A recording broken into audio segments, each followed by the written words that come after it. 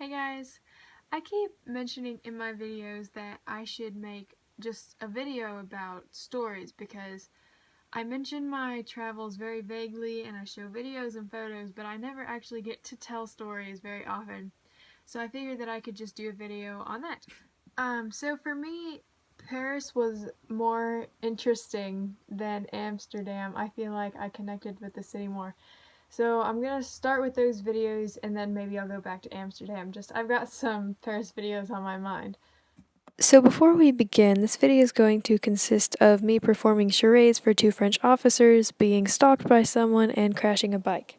So this first story is one that my family will probably want to shield their ears for because, when you take trips, even if you're not studying abroad, people say don't go anywhere by yourself, be safe, and just be cautious. And that is the exact opposite of what I did.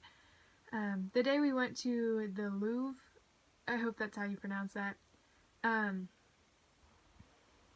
we we ended up splitting up. I had been with a few of my friends, and in the middle of the museum, they were way more interested in the stuff than I was. So I went and saw the Mona Lisa, and I got out of there, and I waited outside of there for about an hour, and no one came out. And I was like, I'm not wasting my time in Paris just sitting here. So um, I got up and I went and found some Wi-Fi to see if anyone messaged. No one had. So I started my adventure alone. I ended up going to like a Gothic cathedral, one that I had been wanting to go to. And the most popular places that I go to are parks. Um, if I go to a city, the first place I go is the park for some reason. So after that, I started roaming through a city in the general direction. I had like a general direction of where I was going. And I stumbled across these bikes. And I was like, that would be helpful because I don't know how to get any other form of transportation besides walking at this point. So I got to the bikes and they had like a lock on them. And I didn't know how to work the thing. I didn't, because it had like a electronic check-in and I couldn't get it off. I didn't know what I was doing. And I happened to be by this like it looked like official type business building, and I walked up and there was like two French officers, and I said English and they said and I was like, "Oh boy, okay." No one in France speaks English hardly, or the ones that I came across. And so I ended up basically acting out what I needed because I was trying to point. I was like, literally, they're right there. How do you not want to know what I'm talking about? But I started like moving my legs and like doing this, and I was like over there, and they're like, oh, and then they had to figure out how to talk to me, and they looked at each other and they're like, and they started like pointing, and I was like, thanks. And so, anyways, I had no idea where I was going. I walked around the corner. I walked around the whole building because I didn't know what they were pointing at. And I happened to catch a guy on a bike that looked like the same ones as the one that I was trying to get. And I stopped him and I said, "Do you speak English?" And he was like, "Yes." And I was like, "Thank God, okay." And so I took him to the bikes and I was like, "Can you please teach me how to use these?" And he was so nice. He spent like 5 minutes showing me how to do it and how to get it off. Like every 45 minutes, you have to switch bikes because they have them throughout the whole city. So you have to go to a station, drop that bike off, rent a new one, or get the same one. But that was a press to get. I didn't know where I was, so I just had to hope that my way to not knowing where I was going, there was going to be another bike stand like that one. And I was lucky to keep running across them.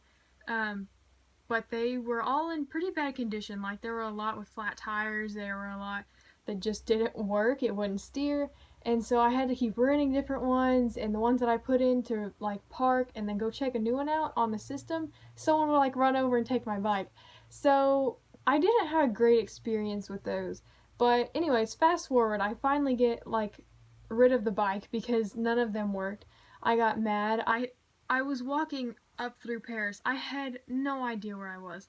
And I guess I looked confused because this younger gentleman, probably around my age, he said, "Are you lost?" And I said, "Yeah, kinda." But I was like, I think I know where I'm going, but maybe you can help, because I thought he would just, point me in a direction and say, yeah, you're almost there, just keep going. But I told him where I was trying to go, and I showed him on the maps, and he said, oh, well, I was going somewhere, but I can just go with you. And this was kind of an immediate flag for me. Like, this is one of those things where you know that it's not a good thing, and it could easily turn into the last day of sunlight you've ever seen, because he could have kidnapped me at any time. And I was very aware of this. I had my guard up very much, but I didn't know how to get out of the situation at that point. And I just was like, okay, I guess. And he starts walking with me, and I just hoped, because it was sketchy from the beginning, because my phone said to go that way and he was taking me this way, but I just went with it, and because he seemed nice. He explained that he went to school there and where he was from. And finally, we got to the park, and he stayed with me, and I was like, I just want to enjoy my time alone at this park that I spent 2 hours trying to get to. And so we're walking through the park, and I know where I'm trying to go. There's like this huge mountain in this, I guess that's an exaggeration. I think it's a huge mountain, because I haven't been to Colorado at this point in time. So I want to go to the top of this thing, and he keeps trying to walk slow. He's like, why are you going so fast? And I was like, because I know where I'm going. I've got a destination. I walk fast all the time. I hear that a lot, and I'm like, I'm not slowing down. He's like, we just need to take a break. Just come sit down for a while. And I was like, no, I'm going to keep going. And I think it was like 1 minute before that, he asked if I had a boyfriend or something, and I lied, and I was like, yeah, I do, sorry. And then he kind of just was like, okay, I'll let you leave. I'm just gonna stay here. And I was like, okay. So, yeah, that was the scary part of being alone, because luckily he didn't have a plan for hijacking foreigners, but if he did, I would probably not be here today, because I don't know how to get out of those situations. I was not trained for that. So I stayed alone for pretty much the rest of the day. I ended up leaving the park, and I knew how to get back to downtown, because I just had to walk in the same direction that I came from, and I'm pretty good with directions. But yeah, I hadn't ate all day. That is how I save money in Paris. I didn't eat. We got a stipend, and I didn't use any of my own money. And I paid the price for it physically, because I was very hungry, but I say it's worth it. So traveling 101 tip, don't eat to save money. But I know a lot of people, they think that eating in different countries is part of the cultural experience, and I totally get that, but as a picky eater, that's not exactly easy. So the adventure of this alone day keeps going, so stick with me here, because there's definitely a peak that I am not proud of. But family, you can tune back in, because the bad part for you is over. I just kept walking. I tried to get bikes, but they were bad ones again. And so I was like, never mind. And the only food I ate, I stopped and got something. I don't know if it was a fruit cup. That's all I ate that day. And I kept walking, and finally I found some more bikes. And I was like, okay, I'm going to try this again. And hopefully we had a boat tour. I think it's what I was trying to make it to. We had a boat tour to go through like the canals of Paris at a certain time, and I had to be there or I was going to miss it. And I was not going to miss it. We had to meet somewhere near the Eiffel Tower. And so I was like, you know what, I'm not going to make this if I don't get a bike. So I found another set of bikes, and I got one. And I finally found Paris, and I knew where I was going. And I could see the Eiffel Tower, so I was going towards it. But just because you can see a building does not necessarily mean you're close to it. So I'm looking for a place to park my bike, because I'm going to get charged like $10, $20 otherwise. I don't remember what it was. But I did not want to get charged for some reason, very much, so it must have been something high. And I couldn't find any. And I finally found one when I thought I had missed the time, but I finally found one, and I got a new one, and I was like, okay, I have 45 minutes to get to the Eiffel Tower. I am praying that there is a stand between here and there so I can get rid of the bike and not miss this boat tour. And so I start riding as fast as my little feet can pedal, and because I knew I was going to be crunched for time for even just getting the bike back. And I finally got somewhere near the Eiffel Tower. And okay, the most frustrating thing was there were bike stations on the way, but they were all full.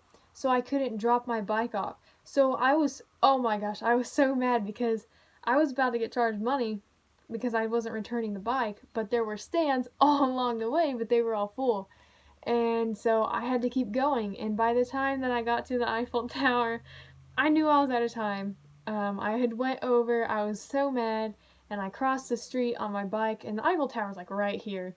And I'm going across the street, and there's like cars coming, so I have to hurry.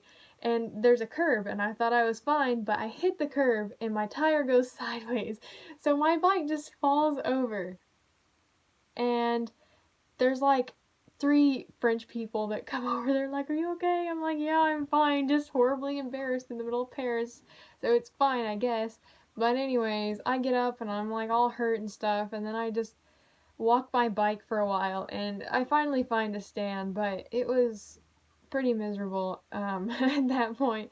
And I got to go to the boat ride. So at least that all worked out. And I have a pretty unique story to tell about Paris other than just visiting the normal sites, because I don't think a lot of people venture off to alone in Paris, and I don't think a lot of them go so far out of town, because I didn't know that the park was going to be through the ghetto, through the valleys, and over the mountain to get there. So anyways, thank you guys for watching this video. If you want to stay up to date on my travels, please subscribe to my channel, and I will see you next time.